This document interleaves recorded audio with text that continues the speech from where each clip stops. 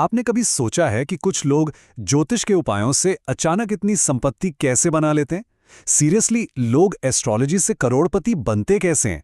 आज हम जिस दिलचस्प सोर्स मटेरियल का विश्लेषण कर रहे हैं ना, वो धन सृजन यानी वेल्थ जनरेशन को लेकर हमारी लगभग हर आम धारणा को पूरी तरह से चुनौती देता। तो चलिए, बिना किसी देरी के सीधे इस धन के ज्योतिषीय ब्लूप्रिंट में उतरते हैं।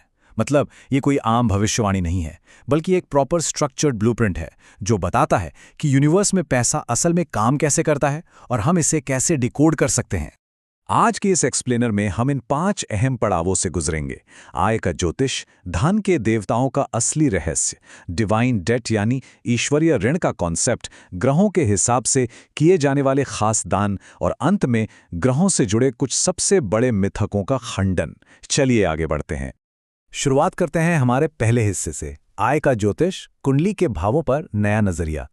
सोर्स मटेरियल सीधे तौर पर पैसे से जुड़े एक बहुत बड़े ज्योतिषीय मिथक को तोड़ता है।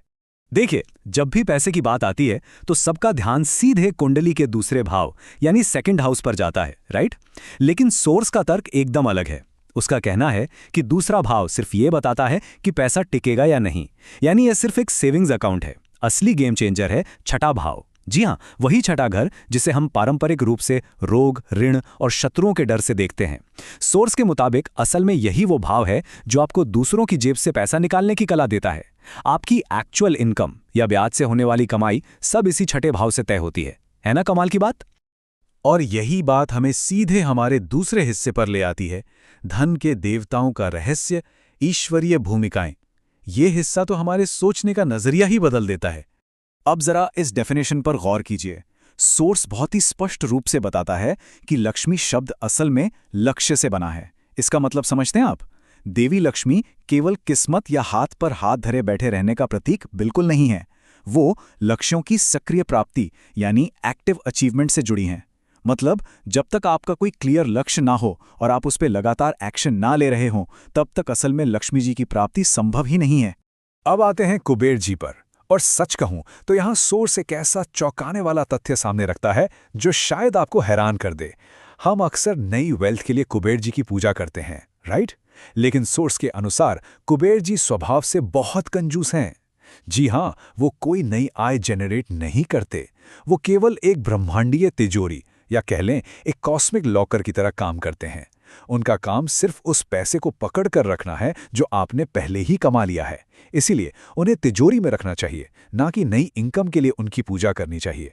धन लाने का काम उनका नहीं है, बल्कि गणेश जी और बुध ग्रह का है।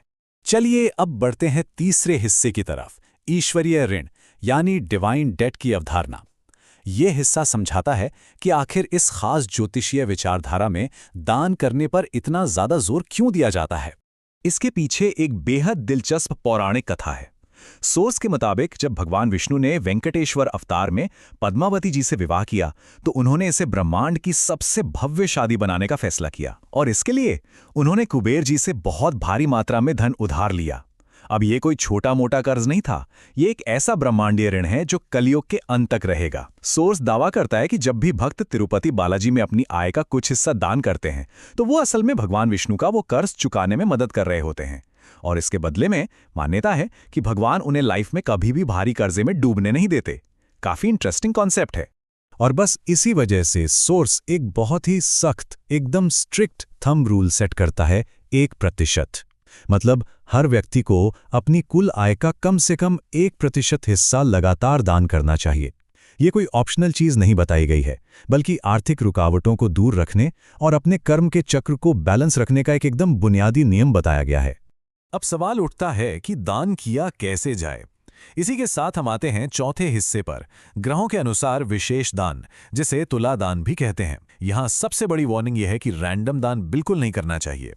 तो सोर्स यहाँ तुलादान के कॉन्सेप्ट को एक्सप्लेन करता है। तुलादान का मतलब है अपने खुद के वजन के बराबर दान करना, लेकिन कैच ये है कि आप जो चीज़ दान कर रहे हैं वो मैथमेटिकली उस ग्रह से मैच करनी चाहिए जो आपकी कुंडली की तुला राशि में बैठा हो। जैसे अगर सूर्य है तो पका हुआ गेहूं का दलिया, चंद्रमा है तो पके हुए मीठे चावल, बृहस्पति के लिए चने की दाल और मंगल के लिए मीठी या लाल चीज़ें जैसे गुड़ या तरबूज। मतलब ये कोई हवा हवाई बात नहीं है, बल्कि एक बहुत ही सटीक और लॉजिकल अप्रोच है। और हाँ, यहीं पर सोर्स अपनी सबसे सख्त चेतावनी भी देता है। जानवरों को खाना खिलाने के नियम बहुत ही स्ट्रिक्ट हैं। ध्यान से सुनिएगा, जानवरों को कभी भी कच्चे चावल, कच्चा बाजरा या कच्चे आलू नहीं खिलाने चाहिए। इससे उनके पेट में गैस बनती है और उन्हें तकलीफ होती है। मतलब अच्छे कर्म कमाने के चक्कर में आप बुरे कर्म कमा बैठेंगे। और एक और बात, ये उपाय तभी काम करेगा जब आप दिन का पहला भोजन जानवरों को दें, यानी सुबह लगभग 6 बजे के आसपास। अगर आप अपनी सुविधा अनुसार इसे सूर्यास्त के बाद करते हैं तो सोर्स के मुताबिक ये उपाय अपना पूरा असर खो देता है। चलिए, अब हम इस एक्सप्लेनर के 5वें और शायद सबसे इंटेंस हिस्से पर आते हैं, ग्रहों से जुड़े मिथकों का खंडन, शनि, चंद्रमा और तंत्र। यहाँ कुछ बहुत ही पुरानी और डरावनी मान्यताओं को पूरी तरह से पलट दिया गया है। सबसे पहले बात करते हैं शनि की। ये सोर्स शनि ग्रह की उस टिपिकल नेगेटिव इमेज को पूरी तरह तोड़ देता है जिससे लोग अक्सर खौफ खाते हैं। सोर्स के अनुसार शनि केवल दुख, तकलीफ या मजदूरी का ग्रह नहीं है। शॉकिंग बात यह है कि ये वास्तव में व्हाइट कॉलर जॉब्स, हवाई यात्राओं और यहां तक कि एयर कंडीशनिंग जैसी मॉडर्न सुख सुविधाओं को भी रिप्रेजेंट करता है।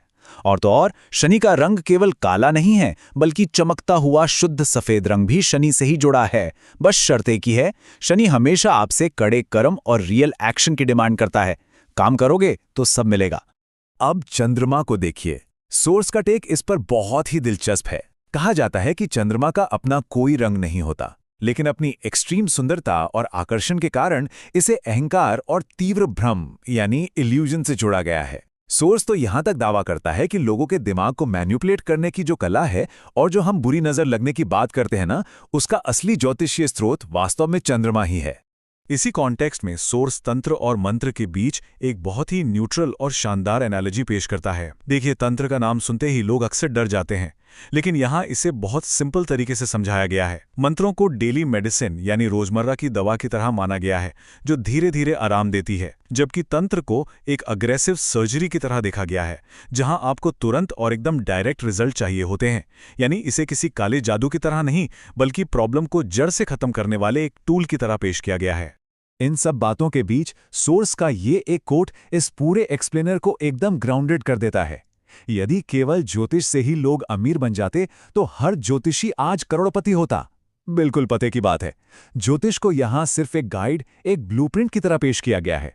यह आपको सही रास्ता या सही उपाय तो दिखा सकता है, लेकिन यह आपके खुद के एफर्ट्स, आपकी कड़ी मेहनत और आपके कर्मों का रिप्लेसमेंट कभी नहीं हो सकता। जो हमें इस एक्सप्लेनर के सबसे बड़े और विचारणीय सवाल पर लाकर छोड़ देता है।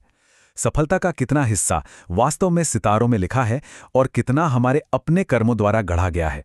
हमने देखा कि कैसे सही ज्ञान और सही दिशा धन के मार्ग खोल सकती हैं, लेकिन end of the day cosmic influence और इंसान के कर्म के बीच का ये बैलेंस ही असली चाबी है। तो अगली बार जब आप सक्सेस के बारे में सोचें तो खुद से जरूर पूछिएगा, क्या आप सिर्फ सितारों के भरोसे बैठे हैं या सच में अपने लक्ष्य के लिए एक्शन ले रहे हैं। खैर, सीखने का ये सफर यूं ही चलता रहेगा।